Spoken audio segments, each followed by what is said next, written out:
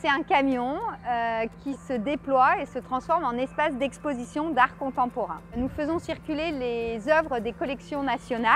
Donc l'idée du musée mobile, c'est d'aller à la rencontre des enfants qui ne vont pas forcément au musée. L'art est un formidable outil d'éveil, d'échange, de partage. Avec le musée mobile, c'est le musée qui vient à vous et pas vous qui allez au musée.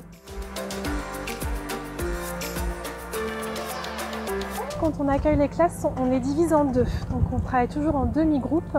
Tandis qu'un demi-groupe fait la visite de l'exposition à l'intérieur du camion, l'autre demi-groupe est en extérieur pour faire un atelier de pratique artistique. Généralement, voilà, les enfants sont très intrigués, assez émerveillés aussi quand ils rentrent à l'intérieur du camion. On entend très régulièrement des « waouh », c'est très beau. Et puis il y a une phase aussi de curiosité. Donc nous, généralement, quand ils rentrent dans le camion, on leur laisse faire un tour et on leur demande de se positionner devant les œuvres qu'ils préfèrent. Les visites sont toujours très interactives. On rebondit sur leurs interrogations, sur leurs remarques et sur leurs questions. L'atelier, lui, fait plutôt appel à leur imagination. C'est toujours un atelier qui a un lien avec le contenu de l'exposition, soit sur une thématique, soit sur une ou deux œuvres de l'exposition, ce qui permet vraiment d'avoir un fil rouge tout au long de la séance.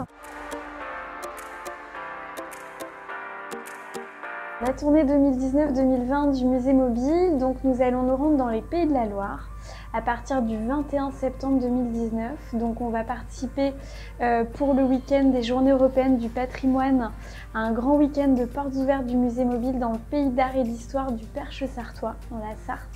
Et ensuite on va faire toute une itinérance entre le département de la Vendée, nous reviendrons en Sarthe, le Maine-et-Loire, la Loire-Atlantique, puis la Mayenne. Donc ça, c'est une itinérance qui va nous mener jusqu'en février 2020.